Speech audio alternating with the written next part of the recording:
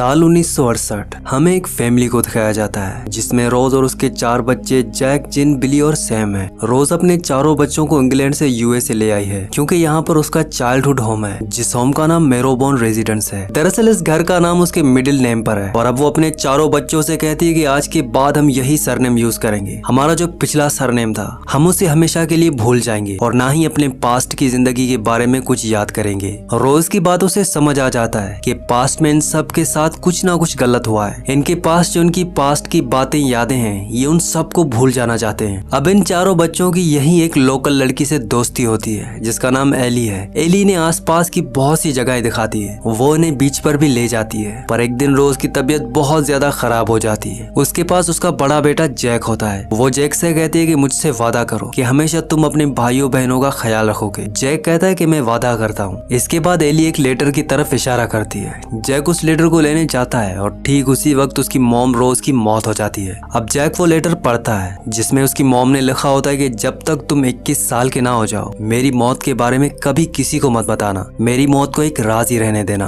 क्योंकि यूएसए में एक रूल है, जब तक घर में कोई 21 साल का ना हो जाए वो अपने भाई बहनों का या अपने छोटों का गार्डियन नहीं बन सकता। और क्योंकि इस फैमिली में कोई भी 21 साल का नहीं है इसीलिए तुम सबको अलग अलग ऑर्फनेज में भेज दिया जाएगा। दरअसल रोज ऐसा नहीं चाहती थी और अब जब इन चारों को ये बात पता चल चुकी है तो ये एक दूसरे से वादा करते हैं कि ये अपनी मॉम की मौत के बारे में तब तक किसी को कुछ नहीं बताएंगे जब तक जैक 21 साल का ना हो जाता। इसके बाद ये अपनी मॉम को अपनी प्रॉपर्टी में दफना देते हैं। अब कुछ दिन बीत जाते हैं और एक दिन जैक की बहन अपने कमरे में फ्लावर पॉट के अंदर फ्लावर्स लगा रही होती है। तभी उसके कमरे में कोई गोली चलाता है जो शीशा तोड़कर अंदर आ गई होती है। वो बाहर देखती है जहाँ एक आदमी गन लेकर इन्हीं के घर की तरफ आ रहा होता है और अब वो अपने भाई जैक को आवाज लगाती है। इसके बाद हमें 6 महीने के बाद का वक्त दिखाया जाता है जहाँ पर ये चारों के चारों भाई बहन इसी घर में रहते हैं। लेकिन जैक का जो छोटा भाई होता है उसे घर के अंदर बहुत डर लगता है। उसे घर में अजीब अजीब से साए दिखते हैं, इसीलिए उन्होंने घर के सभी शीशों को ढक लिया होता है। अपनी माँ की मौत की बात छुपाने के लिए ये डिसाइड करते हैं कि बाहर सामान लेने के लिए सिर्फ जैक ही जाएगा। जैक घर का सामान लेने बाहर जाता है। कई बार वो जानबूझकर अपनी मॉम की दवाइयाँ भी ले आता है ताकि सबको यकीन हो जाए कि उसकी मॉम जिंदा है, जिनकी तबीयत बहुत ज्यादा खराब है, इसीलिए वो घर से बाहर नहीं आती। अब जैक एक लाइब्रेरी में जाता है जहाँ पर एली काम करती है। दरअसल जैक और एली एक दूसरे को बहुत पसंद करते हैं और एक दिन जब जैक अपनी लाइब्रेरी में होता है तो वहाँ पर एक लॉयर आता है जो जैक को देखकर कहता है कि तुम्हारी मॉम ने घर को अपने नाम ट्रांसफर करने की एप्लीकेशन की थी, मैंने सारा प्रोसेस कर लिया है। कल मैं तुम्हारे घर पर आऊंगा, तुम्हें $200 की फीस देनी होगी, साथ ही मुझे तुम्हारी मॉम के सिग्नेचर्स भी लेने हैं, जिसके बाद वो घर तुम्हारी मॉम के नाम हो जाएगा। ये सारी बातें सुनने के बाद जैक डर जाता है। दरअसल वो नहीं चाहता कि उसकी मॉम की मौत का राज खुले, इसीलिए वो लॉयर से कहता है कि मैं अपनी मॉम के सिग्नेचर खुद करवा कर लाऊंगा। उनकी तबीयत बहुत खराब है, वो किसी से भी नहीं मिल सकती। लेकिन लॉयर कहता है कि मैं घर आकर उनके सिग्नेचर लूंगा। ये बात सुनकर जैक परेशान हो जाता है। वो जल्दी से अपने घर आता है जहाँ पर वो अपने भाई बहनों को सब कुछ बता देता है। इनकी सबसे बड़ी परेशानी ये होती है कि इनके पास $200 नहीं है। तभी जैक को उस बॉक्स के बारे में याद आता है जो मरने से पहले उसकी मॉम ने उसे दिया था और कहा था कि इसके अंदर पैसे हैं, पर इन पैसों को कभी इस्तेमाल मत करना क्योंकि ये कास्ट है। अब जैक और उसके भाई बहनों के पास उन पैसों को इस्तेमाल करने के अलावा और कोई दूसरा रास्ता नहीं है, इसलिए जैक का छोटा भाई उस बॉक्स को ले आता है। ये बॉक्स को खोलकर देखते हैं जिसमें पैसे होते हैं, पर इन्हें अपनी मॉम के सिग्नेचर भी करने होंगे, इसीलिए जैक की बहन उन सिग्नेचर को कॉपी करना शुरू कर देती है जो कि उसके मॉम के हैं। अगली सुबह लॉयर इनके घर पर आ जाता है जहाँ जैक ने जानबूझकर पहले से ही बाहर बैठने का इंतजाम कर दिया होता है। वो लॉयर को बाहर बैठाता है। जैक उसे $200 देता है, जिसके बाद वो कहता है कि मैं अपनी मॉम के सिग्नेचर्स करवा कर लाता हूँ। वो बाहर नहीं आ सकती क्योंकि उसकी तबीयत बहुत खराब है और वो डॉक्यूमेंट्स लेकर अंदर चला जाता है जहाँ जैक की सिस्टर बिल्कुल अपनी मॉम की सिग्नेचर्स को कॉपी करके डॉक्यूमेंट्स पर साइन कर देती है। लेकिन अब लॉयर भी अंदर आ जाता है। वो देखता है कि घर के सारे शीशे ढके हुए हैं। ये देखकर उसे बहुत ही अजीब लगता है, जिसके बाद उसे जैक डॉक्यूमेंट दे देता है और जब लॉयर सिग्नेचर को चेक करता है तो उसके सिग्नेचर बिल्कुल उसकी मॉम के सिग्नेचर की तरह ही होते हैं। इसके बाद लॉयर यहाँ से चला जाता है, लेकिन कहीं ना कहीं उसे शक है, इसीलिए वो एली से मिलने जाता है क्योंकि उसे पता है कि जैक और एली एक दूसरे को पसंद करते हैं। वो एली से पूछता है कि तुम जैक की फैमिली को कब से जानती हो। वो बताती है कि पिछले कुछ महीनों से।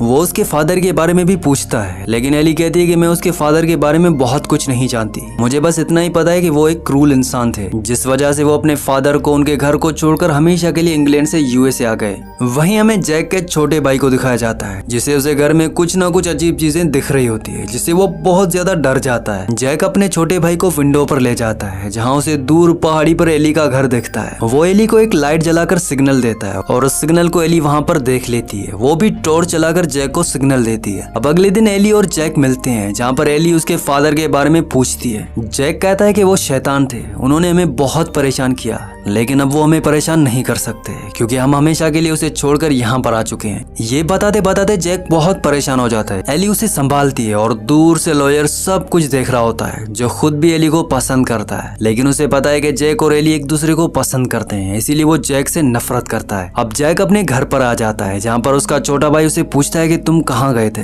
वो कहता है कि मैं बाहर गया था। उसका भाई कहता है कि मुझे पता है कि तुम बार बार एली से मिलते हो, तुम उसे बहुत सारी बातें बताते हो। इन दोनों के बीच में आर्ग्यूमेंट होना शुरू हो जाते हैं। वहीं जैक का जो छोटा भाई होता है, जो कि अपने मॉम के रूम में होता है, वो चेयर से गिर जाता है। तभी शीशे से पर्दा हट जाता है और उसे शीशे में एक साया दिखता है, जिसे देखकर वो बहुत ज्यादा डर जाता है। दूसरी तरफ हमें जैक को दिखाया जाता है जो बेहोश हो गया था, और अब जब उसे होश आता है तो वो अपने भाई बहन के पास आ जाता है, जो दोनों बहुत परेशान होते हैं। जैक उनसे पूछता है कि क्या हुआ। वो बताते हैं कि हमारे छोटे भाई ने एक बार फिर से मिरर में किसी का साया देखा, मुझे लगता है कि ये हमारे फादर हैं जो हम सबको मारना चाहते हैं। जैक कहता है कि ऐसा नहीं हो सकता, वो खुद मर चुके हैं और मरा हुआ इंसान कभी किसी को नहीं मार सकता। उसकी बहन कहती है कि उसकी आत्मा तो नहीं मर सकती, मुझे लगता है कि ये हमारे फादर की आत्मा है जो हमारे घर पर है, और अगर हमें इन सब चीजों से छुटकारा चाहिए तो हमें पूरे रिचुअल के साथ उनकी बॉडी को दफनाना होगा। पर इसके लिए जैक साफ साफ मना कर देता है। वो कहता है कि उन्होंने हमें बहुत परेशान किया था, मैं उनकी बॉडी से कोई मतलब नहीं रखना चाहता। दूसरी तरफ हमें एली को दिखाया जाता है जिसके पास लॉयर आता है। वो कहता है कि मुझे एक बहुत बड़ी जॉब का ऑफर मिला है, मैं हमेशा के लिए यहाँ से जा रहा हूँ, मैं चाहता हूँ कि तुम भी मेरे साथ चलो, हम दोनों शादी कर लेंगे।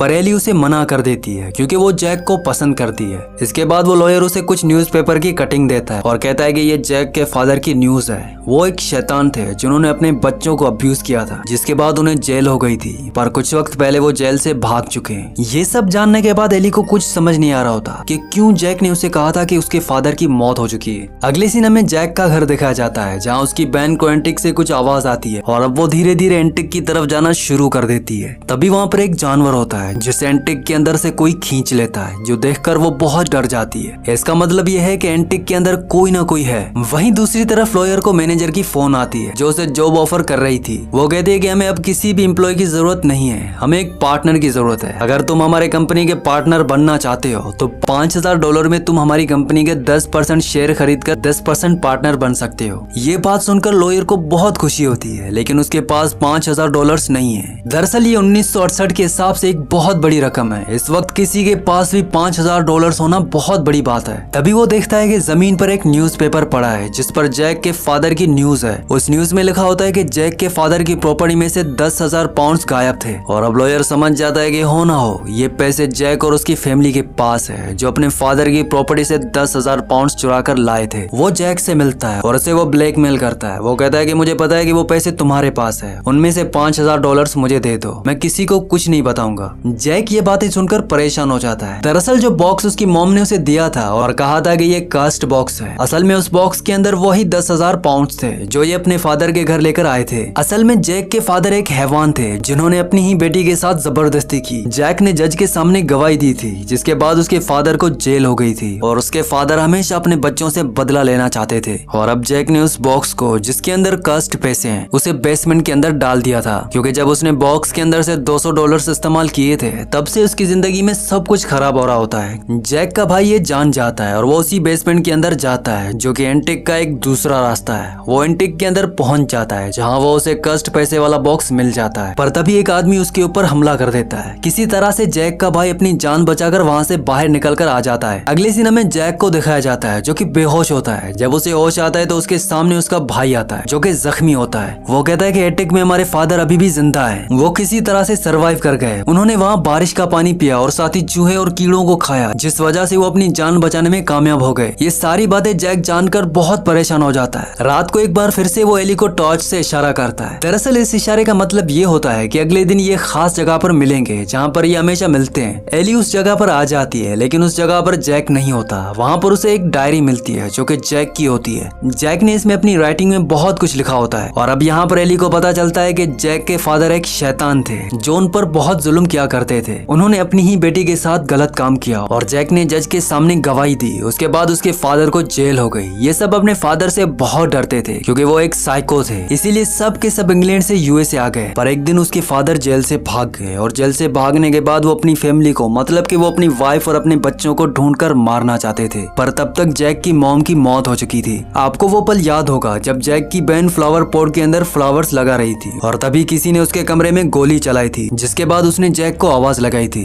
दरअसल गोली चलाने वाला और कोई नहीं बल्कि इन्हीं का फादर था, जिसे देखकर जैक की बहन बहुत ज्यादा डर गई थी। जैक ने अपने तीनों भाई बहनों को अपने फादर से बचाने के लिए एटिक में बंद कर दिया था, जिसके बाद वो कास्ट बॉक्स लेकर अपने फादर के पास गया था क्योंकि उसे पता था कि उसके फादर अपने पैसे वापस लेने के लिए आए हैं। लेकिन वहां पहुंचकर उसके फादर ने उस पर हमला कर दिया और उसे बहुत बुरी तरह से मारा। जैक उसे कहता है कि मेरे भाई बहनों को कुछ मत करना, पर उसके फादर एक शैतान है। वो जैक को ऊपर से नीचे फेंक देते हैं जिससे वो बेहोश हो जाता है। कुछ देर के बाद जब जैक को होश आता है तो वो एटिक में अपने भाई बहनों को देखने के लिए जाता है, पर तब तक उसके फादर ने अपने तीनों बच्चों को मार दिया था। ये सदमा जैक बर्दाश्त नहीं कर पाता। वो रियलिटी को एक्सेप्ट करने के लिए तैयार नहीं होता और इतने बड़े हादसे के बाद उसे मल्टीपल पर्सनैलिटी डिसऑर्डर हो जाता है, जिस वजह से वो अपने भाई बहनों को अपनी आंखों के आगे देखना शुरू कर देता है। साथ ही वो उनकी आवाज भी निकालना शुरू कर देता है। वो खुद ही सवाल पूछता है और खुद ही अपने भाई बहनों की आवाज में जवाब देता है। इसीलिए उसने अपने घर के सारे शीशों को कवर कर दिया था, क्योंकि जब वो अपने भाई बहनों की आवाज में जवाब देता था उस वक्त अगर वो अपने आप को शीशे में देख लेता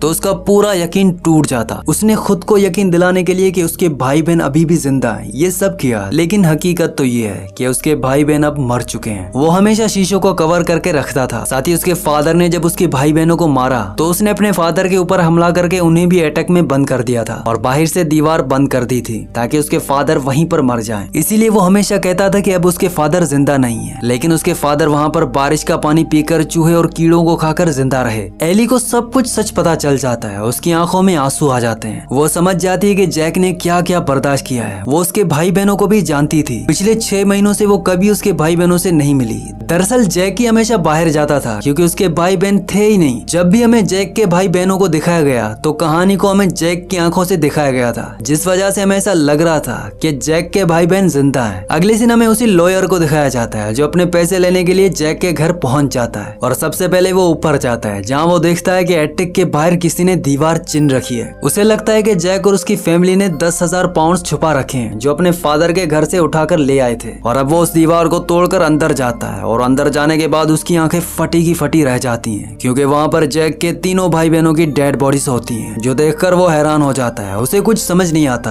अब एली भी उससे मिलने उसके घर आ जाती है। वो देखती है कि जैक की हालत काफी ज्यादा खराब है। वो आवाज बदलकर अपने आप से बातें कर रहा है। जैक को वो समझाने की कोशिश करती है, लेकिन जैक उसे कहता है कि तुम यहाँ से चली जाओ और तभी डेक से लॉयर के चिल्लाने की आवाज आती है। वो भागकर ऊपर डेक में जाती है जहाँ पर वो देखती है कि लॉयर अपनी जिंदगी की आखिरी सांसें ले रहा है। वो लॉयर से पूछती है कि ये सब किसने किया। तब वो दरवाजे की तरफ इशारा करता है और तभी हम दरवाजे के पीछे देखते हैं जहाँ पर जैक का फादर होता है जो उसे मारने के लिए अब उसकी तरफ बढ़ रहा होता है। वो जैक को आवाज लगाती है ताकि जैक उसकी मदद करने के लिए आए, लेकिन जैक को डेक में आने में बहुत डर लगता है क्योंकि उसे पता है कि उसके फादर वहाँ पर है। पर उसके छोटे भाई को डेक में जाने से डर नहीं लगता। वो अपने छोटे भाई की पर्सनालिटी में आ जाता है। साथ ही एली को भी एहसास हो जाता है कि शायद जैक अपनी पर्सनालिटी में नहीं है, इसीलिए वो उसके भाई का नाम पुकारती है और अब जैक अपने भाई की पर्सनालिटी में है। वो गन लेकर ऊपर आ जाता है और उससे पहले कि उसका फादर एली पर हमला करके उसे मार देता, वो अपने फादर को गोली मार देता है। अब हम कुछ टाइम के बाद देखते हैं जहाँ पर एली जैक का ध्यान रख रही होती है। जैक को साइकेट्रिक हॉस्पिटल से डिस्चार्ज कर दिया गया है, लेकिन अभी भी डॉक्टर एली को दवाई देते हैं और कहते हैं कि ये दवाई जैक को जरूर देना, तभी वो रियल वर्ल्ड में रह पाएगा, नहीं तो हमेशा उसे ऐसा ही लगेगा कि उसके भाई बहन अभी भी जिंदा हैं। एली जानती है कि जैक अपने भाई बहनों से बहुत प्यार करता है, वो उनके बिना नहीं रह सकता, इसीलिए एली वो दवा उसे नहीं देती। वो उसका बहुत अच्छे से ध्यान रखती है और जैक भी अपने भाई बहनों को खेलता देख रहा होता है क्योंकि अभी भी उसे ऐसा लगता है कि उसके भाई बहन जिंदा है, जिससे उसका दिल और दिमाग दोनों सेटिस्फाइड हैं। एली हमेशा उसके साथ रहती है और उसने डिसाइड कर लिया है कि वो हमेशा जैक के साथ रहेगी। इसी के साथ इस मूवी का एंड हो जाता है। अगली कहानी आप किस मूवी पर सुनना चाहते हैं मुझे नीचे कमेंट्स में जरूर बताना, और अगर ये वीडियो आपको पसंद आई हो तो इस वीडियो को लाइक कर देना, और मजीद ऐसी वीडियोस देखना चाहते हो तो इस चैनल को सब्सक्राइब कर देना।